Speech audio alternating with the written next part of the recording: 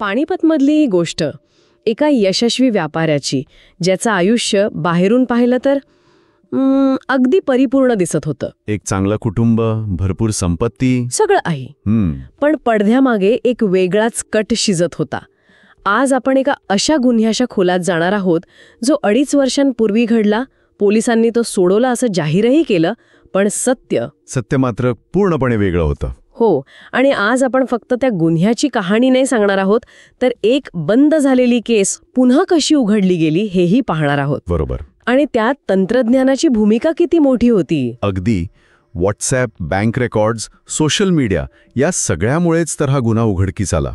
आणि मुख्य म्हणजे लोभ आणि विश्वासघात माणसांना कुठल्या थराला नेऊ शकतो हे यातून दिसतं. चला तर मग सुरुवात करूया विनोद बराडा यांच्या कुटुंबापासून. हरियाणातल्या पानिपत शहरातले एक मोठे व्यापारी. कॉम्प्युटर ट्रेनिंग सेंटरचा व्यवसाय होता त्यांचा. हो. मोठा बंगला, पत्नी निधी, एक मुलगा एक मुलगी, सगळं कसं छान. त्यांचा धाकटा भाऊ प्रमोद तो ऑस्ट्रेलियात होता. पण 5 ऑक्टोबर 2021 रोजी या सगळ्या सुखी चित्राला पहिला तडा गेला. 5 ऑक्टोबर 2021 विनोद त्यांच्या सेंटरमधून घरी परत येत होते आणि एका भरधाव ट्रकने त्यांच्या गाडीला धडक दिली. अपघात खूपच मोठा होता. हो. इतका भीषण की विनोद गंभीर जखमी झाले.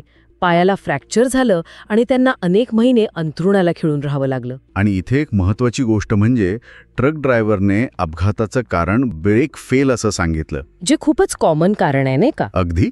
आणि सहज विश्वास बसण्यासारखं. त्यामुळे पोलिसांनी याला एक साधा अपघातच मानलं. पण हाच अपघात विनोद यांच्या आयुष्याला एक वेगळं वळण देणारा ठरला. म्हणजे ते घरातच अडकून पडले. हो. आणि त्यामुळे ते अधिक असुरक्षित बनले होते. अपघातानंतर बरोबर 2 महिन्यांनी म्हणजे 15 डिसेंबर 2021च्या पहाटे त्यांच्या घरात एक अनोळखी माणूस शिरला. तो थेट विनोद यांच्या बेडरूममध्ये गेला आणि झोपेतच त्यांच्यावर हल्ला करून त्यांची हत्या केली. आणि जेव्हा विनोद यांची पत्नी निधी ओरडायला लागली तेव्हा शेजारी जमा झाले. हो. आणि त्यांनी त्या पळून जाणाऱ्या हल्लेखोराला पकडलं. आणि तो दुसरा कोणी नसून तोच ट्रक ड्रायव्हर होता, दीपक. अच्छा. पकडल्यावर तो काय म्हणाला माहितीये? तुम्हाला जे करायचंय ते करा, माझं काम झालं आहे. अरे बापरे. म्हणजे इथे कथेला एक वेगळंच वळण मिळालं. दीपकने पोलिसांना एक कहाणी सांगितली. त्याने सांगितलं की अपघातानंतर विनोद केस मागे घेत नव्हते म्हणून त्याने सूड घेण्यासाठी ही हत्या केली. आणि पोलिसांनी यावर विश्वास ठेवला. हो. त्यांना ही कहाणी पटली. एका ट्रक ड्रायव्हरने श्रीमंत व्यापाऱ्याकडून बदला घेतला हे एक सोपं चित्र होतं. त्यांनी केस बंद केली आणि जवळजवळ 2.5 वर्ष ती फाईल तशीच पडून होती. पण मग ती पुन्हा उघडीन कशी? जून 2024मध्ये पानिपतमध्ये अजित सिंग शेखावत नावाचे एक नवीन SP आले. आणि एक दिवस त्यांच्या व्हॉट्सॲपवर एका परदेशी नंबरवरून मेसेज आला.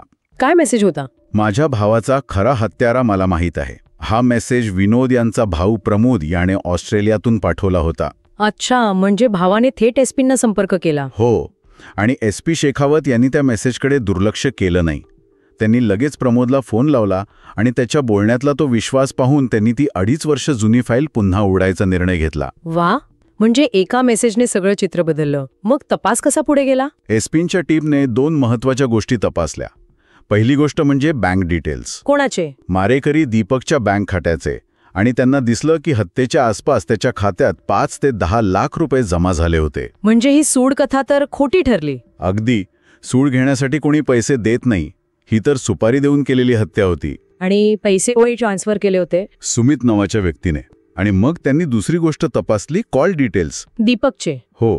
आणि त्यात दिसलं की हत्येच्या आधी दीपक सतत एका व्यक्तीच्या संपर्कात होता. सुमितच्या? नाही. ती व्यक्ती होती विनोद यांची पत्नी निधी.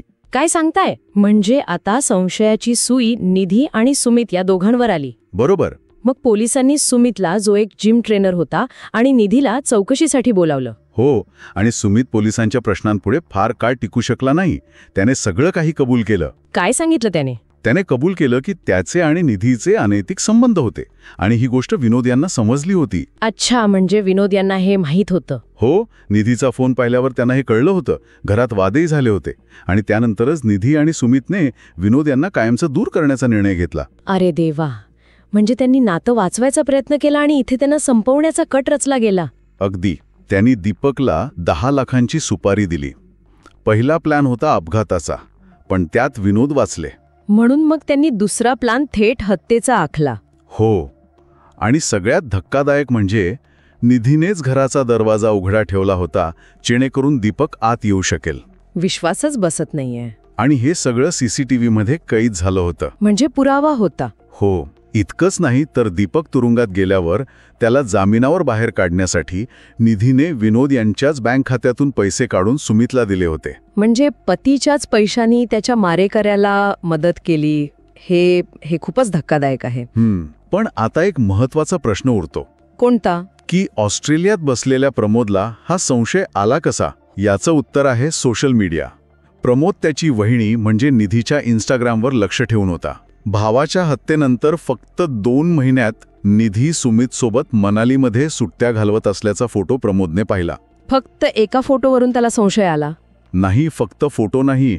पतीच्या क्रूर हत्येनंतर इतक्या लवकर एखादी स्त्री दुसऱ्या पुरुषासोबत फिरायला कशी जाऊ शकते हा विचार तर होताच. बरोबर.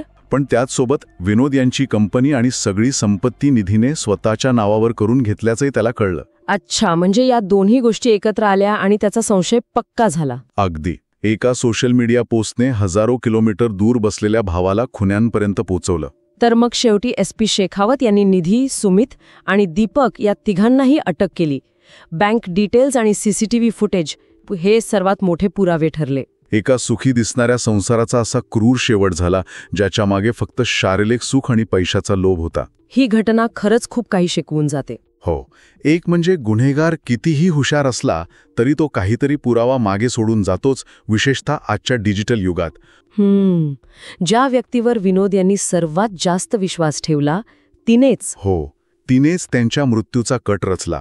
जर विनोद यांनी पत्नीच्या अनैतिक संबंधांबद्दल कळाल्यावर भावनिक न होता घटस्फोटासारखा एखादा कठोर निर्णय घेतला असता तर कदाचित आज ते जिवंत असते.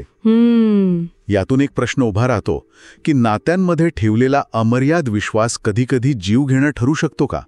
आणि विश्वासघाताला सामोरं जाताना क्षमा करणं योग्य की स्वतःच्या सुरक्षितेसाठी कठोर पाऊल उचलणं? खरंच विचार करण्यासारखा प्रश्न आहे.